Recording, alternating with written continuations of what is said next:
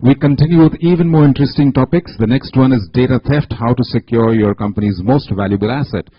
Stepping up on stage are extremely valuable assets for the industry who will be doing us the honors. Before they do that, I've got to tell you that we're about almost an hour behind time.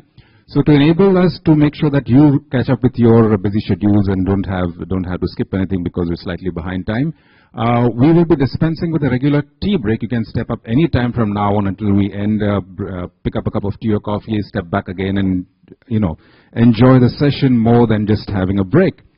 So just to remind you, there's no specific tea or coffee break. We'll continue. There'll be running tea and coffee. And to remind you, when you do have a question, to please help us get the best out of it. I know that some of us have been asking questions through the day, so we think we should not identify it ourselves again. But it's for the benefit of the person whom you ask the question, so they know which organization you're with and can so give you the proper answer. So if you ever have a question, please feel free to always stand up so we can get you on camera for the web broadcast, of course, and do identify yourself before you ask the question. Moving on, it's time to welcome a very eminent panel. This is going to be moderated by a gentleman who has a wealth of experience in cybersecurity. He's Director, Forensic and Dispute Services for Deloitte Tomatsu, India. Please welcome Sabastian Edassery. As Sebastian steps up on stage, he brings his experience from the Indian Air Force, former IAF officer, and of course now with Deloitte Tomatsu. He's also been involved with the CBI and Interpol in various types of fraud detection and control, vigilance and training. On his panel, we also have Veneeth Purushotaman, who is the Senior Vice President, Technology and Logistics, Hypercity Retail. He's been voted the top 50 CIOs by the CIO Association of India and by the CIO Mag into the CIO Hall of Fame 2012. On the panel, Manoj, Bhati, who's a solution specialist, India and SAARC, Safenet India. About a decade in the IT industry, he has various projects for various companies including IBBO, Snapdeal, Genpact, SBI, Axis Bank and much more. Please welcome Dr.Sundeep Oberoi, who's Global Head Niche Technology Delivery at Tata Consultancy Services, in charge of the Enterprise Security of Enterprise Solutions Unit for the Technology Excellence Group, Tata Consulting Services. And of course, winding up the panel, Chief Risk Officer, Reliance Life Insurance, Sunder Krishnan. Sunder steps up with a wealth of experience which includes Ernst & Young, Deloitte, Standard Chartered, DSP Merrill Lynch, Credit Reliance, amongst others. With that, it's time to hand you over to Sabastian Edassery. Thank you so much. As introduced, we'll be talking on the topic on data theft, how to safeguard your corporate assets. I'll be briefly introducing the topic, then I will have my esteemed panelists talking briefly on their point of view. Then we will start with the question and answer sessions, and also we will, during this time, if any participant has some questions to ask the panelists, you may also get in. Raise your hands and start with the session. Data protection is the buzzword of the day, whether it is small scale organization or large scale organization. The incidents like Snowden leaks and the type of public debate that followed put us a lot of stress on individuals, organizations and governments across the globe to think on these aspects. And subsequently, this also set a stage for organizations that collect data to rethink on their strategies for collecting, processing and analyzing data to see that they get into a sort of compliance mode, especially on data protection that has now either has come up or in the pipeline. I believe data as an asset.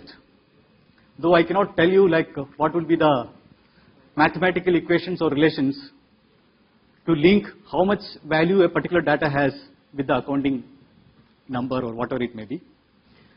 But if organizations start thinking like that, they will be definitely in an advantageous position, considering that almost all the data protection laws are coming with stringent provisions and stress on accountability and governance. think of like the latest provision that has come from EU.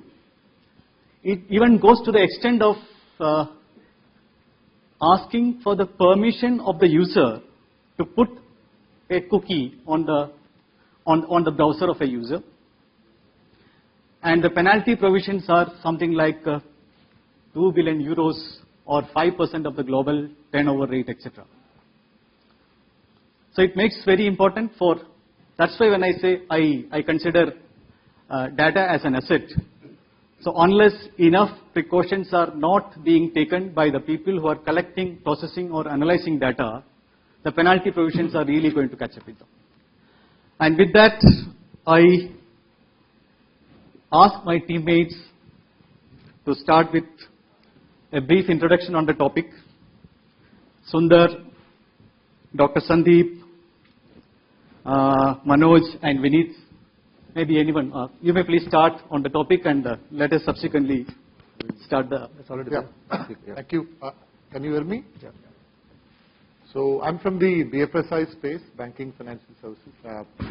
And to us, data, as you rightly said, is very, very valuable asset because we deal with personal information of customers.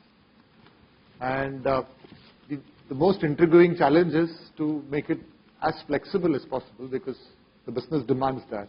Today, business is done on the fly, on the mobile, on the go, and the demands are that the even partners should be enabled and they should be in the position to use information, access very critical, sensitive data. So the challenge is to give that kind of security to this ever-changing, ever-increasing, ever-demanding world. And that's where the catch-up is. It's still a catch-up, unfortunately, despite all the advancements that security has achieved. I mean, many companies in the BFSI space would be ISO 27001 certified, and for the even on the availability side, 25999 or certified. But despite these certifications, the progress that has been made in processors, technology, people, we still have very, very mind-boggling challenges. How do you ensure a distributor accesses only his customer's data? Do we give entire customer's data to the distributor? Do we give data on the cell? How do we give? What kind of data do we give? What are the risks? How do you procure? How do you secure it? How do you enable businesses? How do you think through beforehand security? Because it's more of enablement now. And so it's like a brake in a car. So more powerful the brake, faster you drive. So similarly, BFSI is into that space today. Today security has to be an enabler. And that's where the challenges and the pitfalls are. And I think data theft is a big issue. Because I'm sure each of you would have got a call, whether you want a credit card, whether you want to open a bank account, whether you want to have a life insurance policy or a general insurance policy. Where do they get the data from? So believe the data is bought and sold in the market. And that's very concerning. We can take a number of steps, including even raiding these call centers with the use of intelligence, police intelligence, cracking them, putting on security. We do continuously data theft, risk on data, risk assessments, reviews, audits, because it is a very, very BFSI is challenged, I would say, and I think faster we get into that, better. And therefore, I agree with you that it's a very, very valuable asset that we need to protect. Over to Dr. Sundeep for initial comments. Can everybody hear me? No audible? Now, better now? No, it's still off. Is all the mics on, please? Can you just check that one is on? On now? Yeah. Okay. So, I'll just briefly speak about 3 or 4 aspects which I think are important to understand the data theft and protection problem in its larger perspective. Data it's strategic and it's important. Important in different ways. Your credit card number is important to you. Your password is important to you. For a company, its results that is going to publish maybe the next day are important. For a military, a message on how it's going to move its people is important. So data is important, and its protection has always been considered important, and so much so that the technologies to protect it were considered strategic technologies. See, we as a country, at some time post our second nuclear explosion, were on a technology denial list, and we were unable to get cryptographic products beyond a particular strength. So the importance of data protection in strategic nature is an old thing, and countries and organizations have considered it strategic, and whenever you think that data is important, you put energy into protecting it. But this digital age is digitizing data at a rate which is unprecedented. If you believe some of the reports, 90% of data on the internet today has been created in the past 2 years. So that is the pace with which people are digitizing and putting data. Increasingly, it is becoming more efficient to store huge quantities of data in very compact devices. 25 years ago, if you wanted to steal the plans of a nuclear submarine, you will have to drive maybe 5 or 6 trucks, photocopy huge amount of paper, only then you will be able to take them. Today, a small USB drive may be sufficient. So the problems that are coming about are also problems that are coming about because of the scale at which we are creating data. And in that scale, there are things that you did not think of as critical, but which, when correlated with other things, become critical. So while I have only my credit card number or my password to worry about, I may be able to handle it. But if I put lot of information about my health into a forum, because I want to share that, I want the opinion of other people who may be suffering from a similar problem. I don't want somebody to run analytics on this and then decide what my insurance premium should be. I don't want that. I go and give my biometrics to get an Aadhaar card. I don't want the UID people to share that data with other government agencies without my consent. So this is the problem. The nature of data, its volume today, the ease with which it can be shared is now outstripping our capability to protect it in the old ways. That's the point I want to make. Everybody knows data is critical, it's important not to lose it, but the technologies that we are deploying, mobility, wireless, the quantities of storage on even small devices, this is making the problem unmanageable to an extent. And maybe technology is not keeping up. If you look at the past 2-3 years, you have Target, you have Adobe, before that you had Sony Pictures. What are people doing? They are not going and defacing a website any longer. They are going in and they are exfiltrating data. Now in the long run, maybe Target, SPE and Adobe are the lucky companies, because they know they have been attacked. Today, if you are not being attacked, or if you don't know that you have been attacked, it doesn't mean you are not attacked. You just don't know. So for most of the people, it's not about if. It is merely a question about when. You have to grapple with when will I lose my data. That's right. The second thing I want to come to is, having this inevitability, what are you going to do about it? And there isn't enough debate on this issue. I know I'm going to be attacked. I know I'm going to lose data. what will everybody do about it? What is your response? What will be the response of the law? What will be the response of the government? And how does this relate to the process of governance of the internet as an entity? Right. So we will now hear the perspective of Manoj, especially he's from a service provider perspective. Then still, however, what do you think about the data privacy part?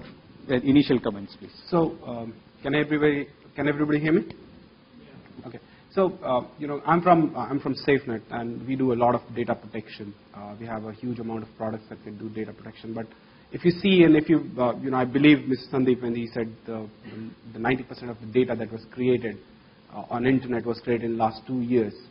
The amount of data that you have in today's world, and the things like cloud catching up, everyone, the panelists, if you have heard, there's too much data that reside on the cloud. The information, eventually everything is about the data. No one wants to just hack into your network and reboot your machine, or just infect your machine so that anything bad happens, some message flashing on your screen. Everything wants to get into a network and get to the data that you have that resides. And for sure, no one has a mathematical calculation that can simply say, this much data is being stolen and it's worth this much. And unfortunately, apart from one PCI DSS compliance, there is no regulatory authority that you have seen that has a punitive approach towards, or you can say, a big or detailed steps through which they want you to protect your information. So, if you do not have a regulator, and as Mr. Sundeep said, it's not what, it's about when would you be attacked. You will definitely get attacked. What exactly are you doing about it? Cryptography, as he mentioned, like 15 years ago, it was pretty, hard to import cryptographic hardware, softwares into Indian market then. It's pretty open now. The encryption, if you see, encryption is one of the core methods through which you can actually protect your data that reside at rest. I'll talk about this in a later part of the panel. I ask Veneeth now to come out with the initial comments on, especially on these areas of activity on the retail side.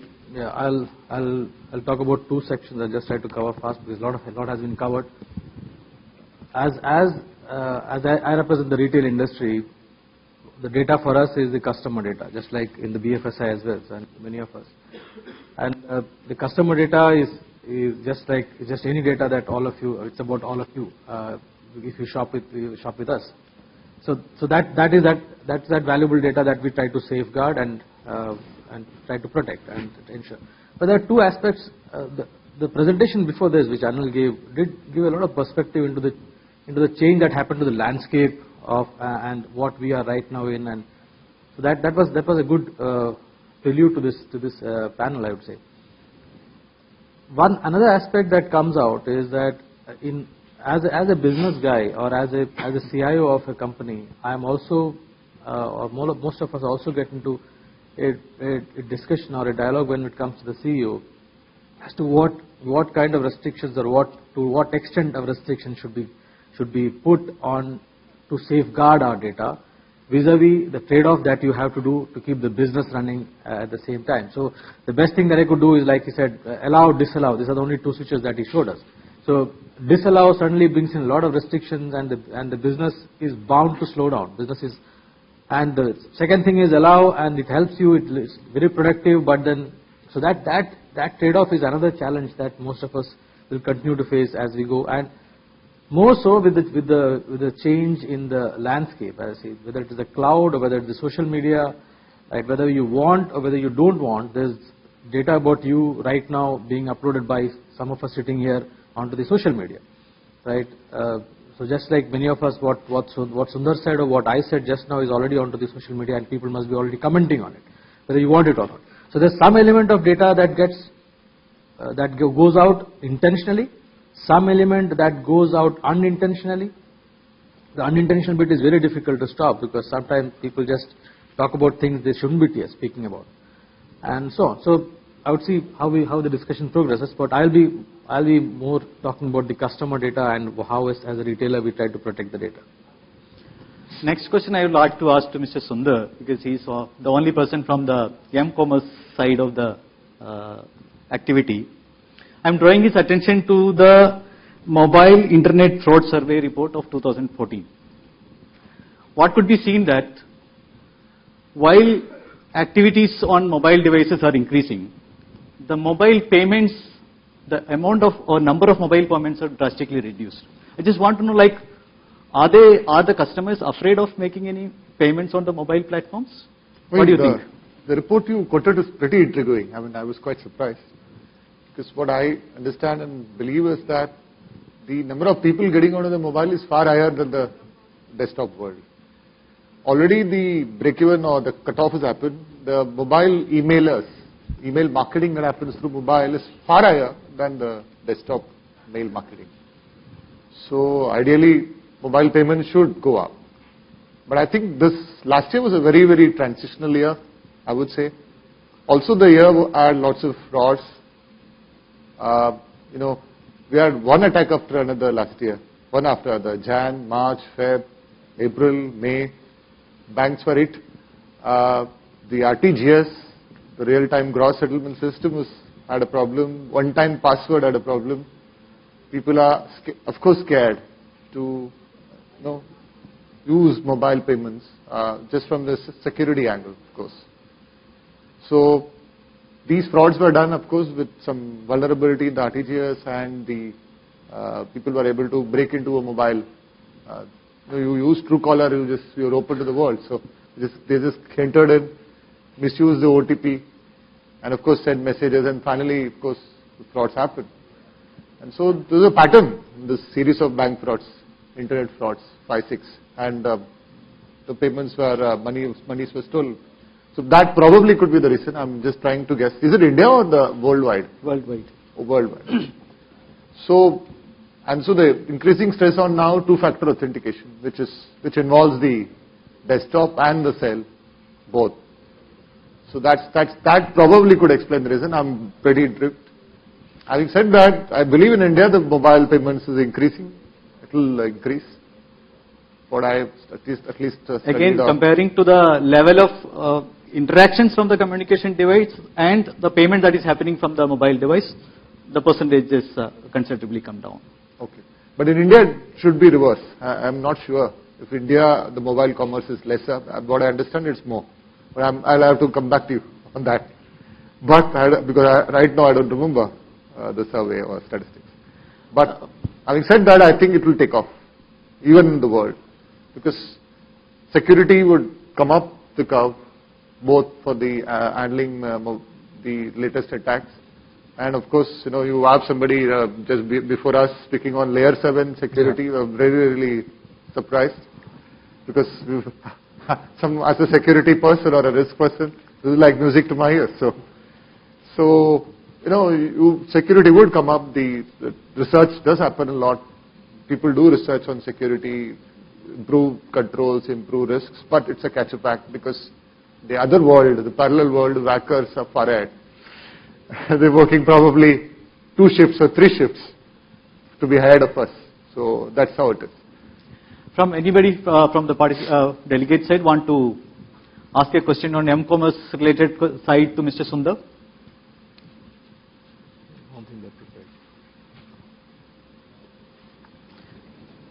Okay, let me then proceed to Dr. Sundeep.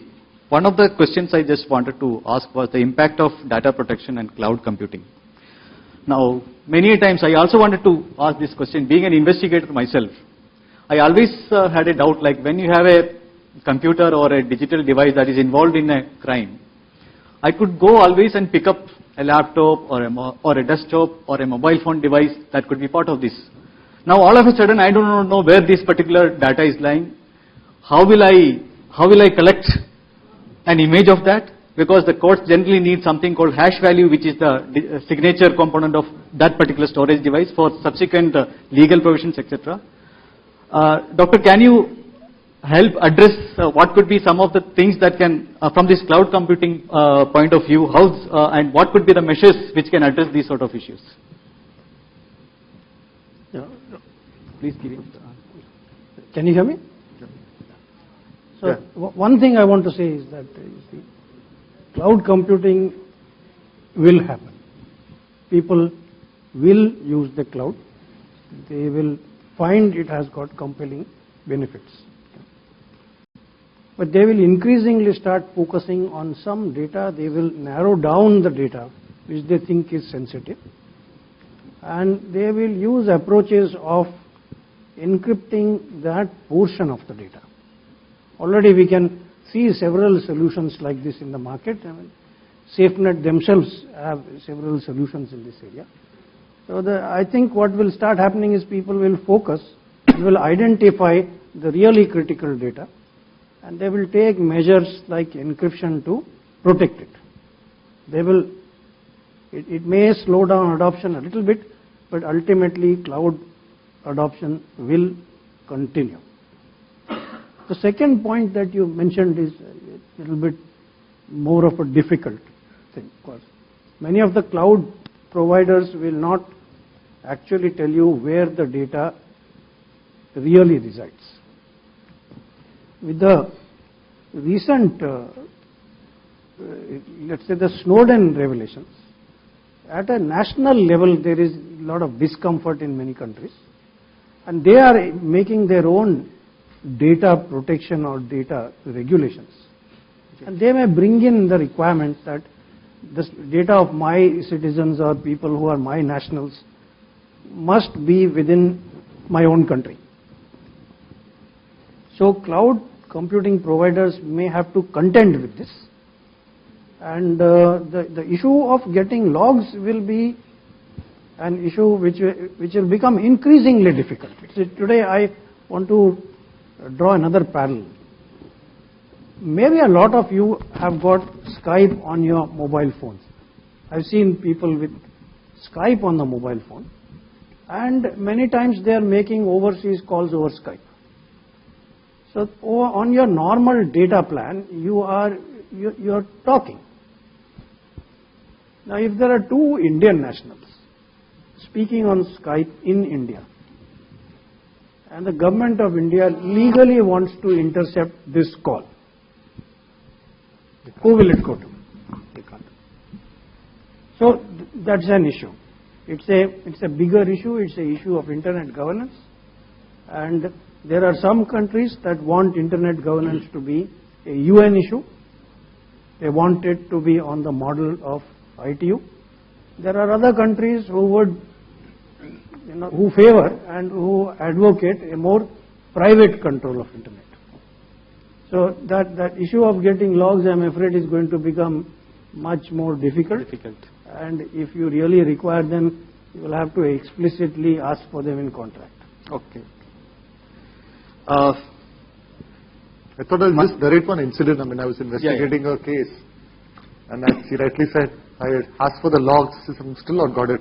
It's been nearly a month now. So you return mails after mails, and they say they will get back without any rights of admission and the stuff. But Sebastian, the other part is, you said the courts need these hash signatures for that. So yeah. There's one of the, with the change in landscape, I think some of these things will also have to go through a change, because otherwise you will not be able to provide these data. Next question is I wanted to ask to Mr. Manoj. There has always been a called criminal or police gap. Normally say 1 foot or 1 feet ahead of the criminals are always slightly ahead. And whatever controls or security measures you put, there has to be some breaches. And from a service provider's point of view, how your solutions can help in securing or reducing or minimizing the impact of an issue. So even if you see the history of the world, the money came first, then came the fraudsters, and only after that the police came into the picture. The same thing happens in the digital world as well. First came the information, the data, then came the hackers, and then we started implementing the security solutions, and then we were talking about the security solutions.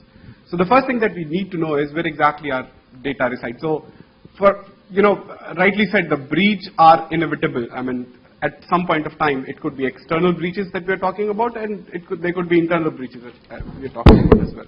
So they can happen from anywhere. They can happen from outside. They can happen from inside as well. You also have to make sure that the people with the administrative tags within your own organization, the people like system administrators, people like database administrators, or the storage administrators, all these people who have complete access of everything that you have. Database administrator can simply query one thing and can get every single information. Storage administrator can simply double click on any folder, even if it says confidential, because he's bypassing every single control and then logging on to the system. How do you make sure that your data is protected even with the administrators? Forget the outside breaches. They are any which ways will come into your network and try to copy your databases or the storage or the files there. You make sure that you, as Mr. Sundeep rightly said, you have to first figure out what exactly is the sensitive information. They can be different for different organizations. For an e-commerce organization, it could be the credit card number. It could be the expiry date of the credit card. For example, a pharmaceutical company, it's the salt content. A lot of other proprietary information. For an organization that deals with BPOs and the KPOs and the software organization, the actual code is the content. So you have to first see what exactly is your sensitive information. Then you have to put encryption techniques at the database level, at the storage level, and in today's world, in the virtual world, every organization is trying to use a cloud or virtualization. They're trying to get into a virtual world as well. How do you make sure? How do you, what makes you feel like, if you want to go into cloud, in a public cloud, for example, if you want to start running your critical application or host your critical data on cloud, what's stopping you at this point of time is a simple point that your data is not your data anymore. What happens? We were talking about the exit strategies. After everything happens, after they give you all your data back, they're supposed to delete data. If you're not concerned with it, don't be. But make sure that you have putting enough controls in picture. When you leave a service provider, you're making sure the data that they have they may still have in their servers, for example, is unreadable. You have to put enough controls in it. Do encryption of data, do encryption of virtual machines, do encryption of your central storages, do encryption at all these layers so that you make sure that the data that reside at the data at rest, it's completely encrypted, and anyone who copies it, takes it away, the data is of no use for them. Yeah, then we'll ask Veneeth to quickly summarize. Like you were in the last when we were interacting, you were telling like how you are going to achieve a balance between a business perspective and a security perspective. Then we'll leave the ask any questions, if any, from the participants. If you can quickly summarize how you are doing that. Yeah. So as I said, one of the points that there's a lot of technology bit that's been covered by my colleagues here. So one aspect which I believe is very important in the entire data theft or data security bit is the awareness bit. So all people who use data have to be told, and they should themselves know what is the data that they handle, how confidential it is, how important it is. So that is one element which we should all be as responsible enough to make people aware as to how they do touch data, and what are the confidentiality barriers or things that they are bound by. So nowadays I know about even HR by the moment you induct a person, they make them sign non-disclosure. So, and many of us would not have even known that they have signed a non-disclosure. So it's important that each of us are equally aware that the data that I'm using as part of my job is I'm also responsible and I'm also a custodian of it, right? And because that awareness is very important. And then you can put all of these technologies around it to control. Another point before I leave it to is that as retailers, the other thing that we have seen is that we have data being collected from somebody from the store, retail store, where I'm talking about associates who are just class 10, class 12 pass out. For them to be told what each data point means is also difficult. So we have to deal with them, and exposure to data to each of these people has to be managed by us in such a way that they don't get to misuse it. Something as simple as the data entry forms that the customer would sign and put the data into as part of an enrollment process has to be safeguarded and destroyed the moment the data is entered. So as simple processes as simple as that have to be put on top of all these technologies and things that we built in. Otherwise, the systems and procedures cannot help us. So if I were to summarize, along with all these technology and things that we heard of from the morning till now, and what most of our colleagues said, it is also important that we put awareness as one of the bit, and processes to help these systems work. Otherwise, it will not all. Otherwise, it won't work. I'd like to add another thing. I'm so sorry to take up another 30 seconds of it. So the whole encryption technology that we're talking about, I just wanted to say encryption technology is pretty weak if you're not using it right. So when you're using any of the encryption technologies, you have to make sure you own the key with which you are encrypting the data. You are in the complete control of that key. That's the first thing. And you don't put key right next to the data that you are encrypting. So you don't encrypt it and store it at the right place where your rest of the data is. Because anyone who's who's taking away the data will definitely take away the key as well. Yeah. And it's just like maybe a day or two job to just simply decrypt all information and take it away. You're leaving the key with the lock. Yes. So yeah, leaving the key with the lock. So you don't use this software-based technologies to encrypt anything and put it right there. So you have to make sure that you separate key with data. So anyone who has access to data doesn't have access to keys. Anyone who has access to keys doesn't have access to data. You have to make sure, else it's of no security, it's of no use. Now open for any questions now from the participant side. Yeah, there is one question. Please get the mic. I am Manoj from SBI Life Insurance. It has been a very good panel discussion. And nowadays we have been observing that outsourcing has been a major strategic decision taken by most of the organizations, most probably because of cost saving measure. The outsourcing partners also have been handling the customers or companies' sensitive data, which is mostly financial data or like customers' personal information, health records and other things. So thanks to Indian Parliament, which has come up with a IT Act 14 years back, and we know how IT Act has been implemented across all the organizations, and we know how ISO 27001 has been effective. So here my question is to Mr. Sunder and other panelists. As a past president of ISACA and also chairman of India Task Force, ISACA International, you may be interacting with all the government bodies and regulators. So I would like to know further to IT Act and Gopal Krishnan report, are there any other global guidelines or strict enforcement of IT Act on all companies are in pipeline in next few years, which can really protect the customers' sensitive data, customers like you, me and other people? I think good question. There is something called Securing Personal Devices and Information, SPDI.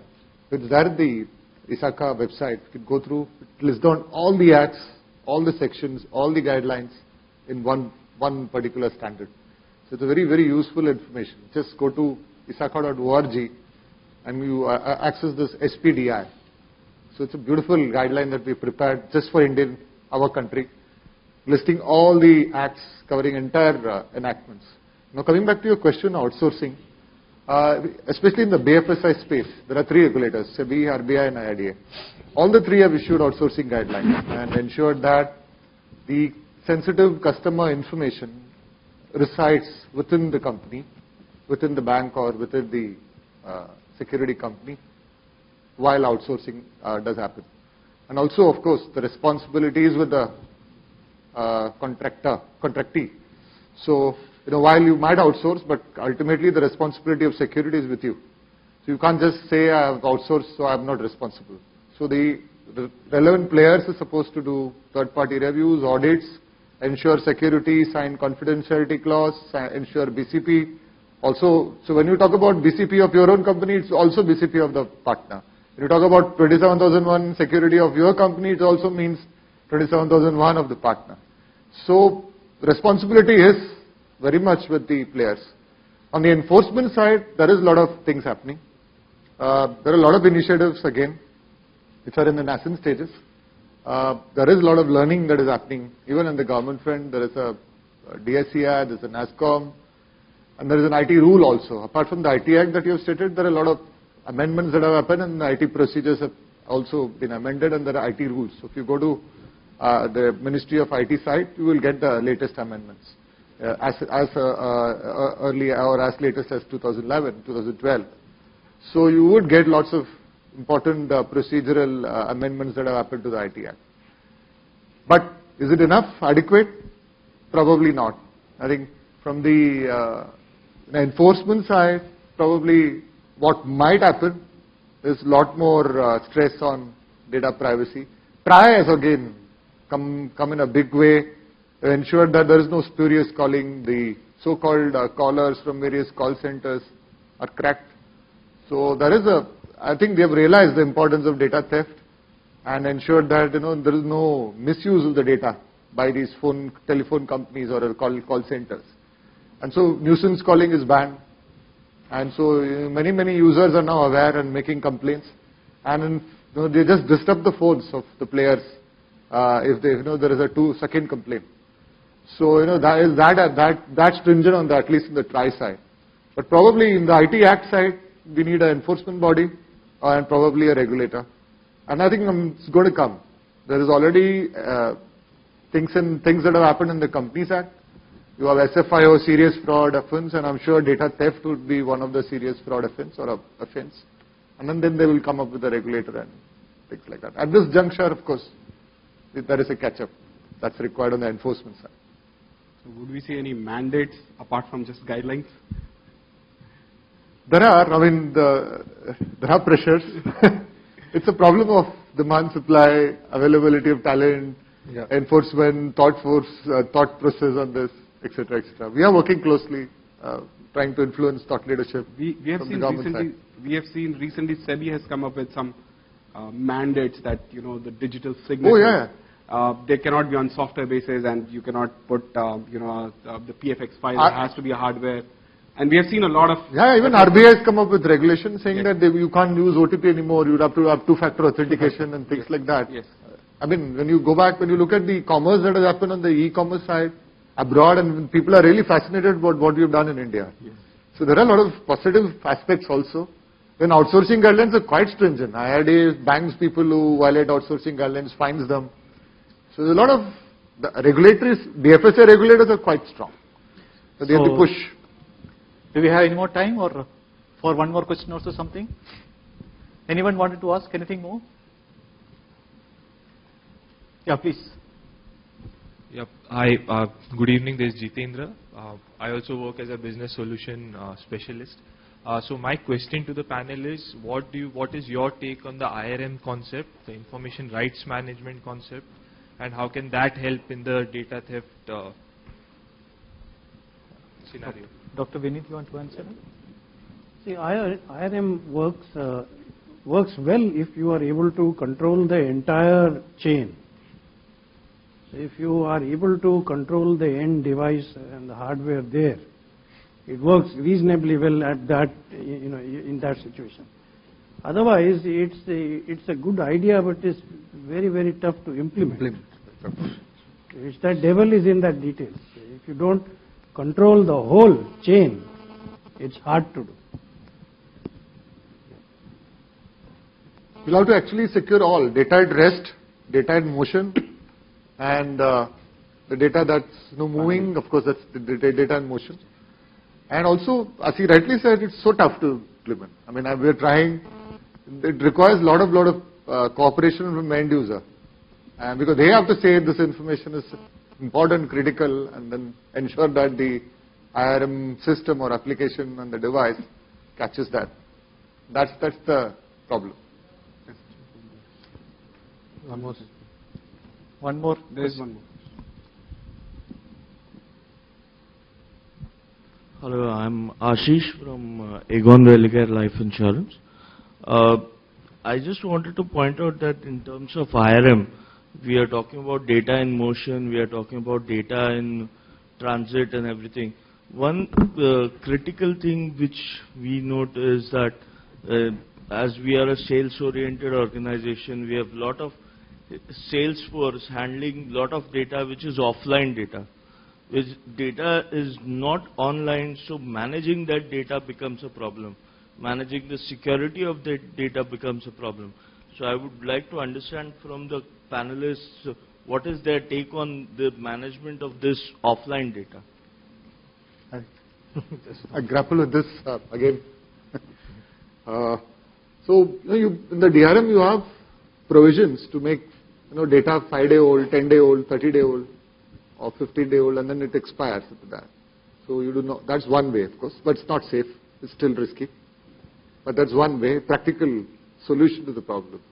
Other problem is the moment the data at rest comes into net anywhere, and then it will trigger security. That's the other way. You don't allow him to, email it. You can protect it. You can put rights over that. The next point is, of course, the guy who gave the data, the person who gave the data to that person, did he have the discipline to mark it important and ensure the DRM rights is triggered, is the moot point or the moot question. So if initially at the first instance things are taken care of, your processes are in place, then you've used really safe. That comes to awareness, of course. Yeah. Technology is there. Yeah, brief point. See, we haven't seen in India anybody really punished for a data breach. Yes. So the sections in the IT Act are there, but nobody is punished. And if you look at some governments, they've lost a lot of their citizens' data, UID data. So once something happens, if you don't catch the fellow who is responsible, and you don't hold him responsible, then other things, where people take it that much less seriously. The technology has a role, but enforcement also has a role.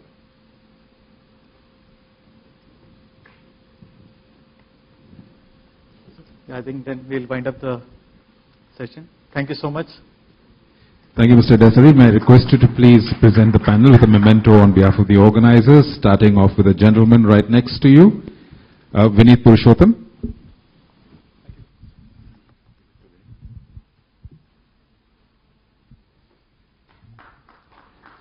Moving on to Manoj Bhati. Dr.Sundeep Oberoi. Last but not least, Sunder Krishnan. May I please request Sector Head, ET Edge, Mr. Rishi Kapoor, to do us the honors for our moderator of the panel, Sabastian Edassery. May I request the panel to give us a photograph? A group photograph of the panel, please.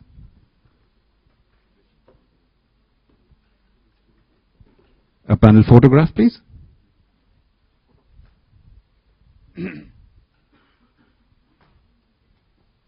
Ladies and gentlemen, we move on very quickly to the next presentation.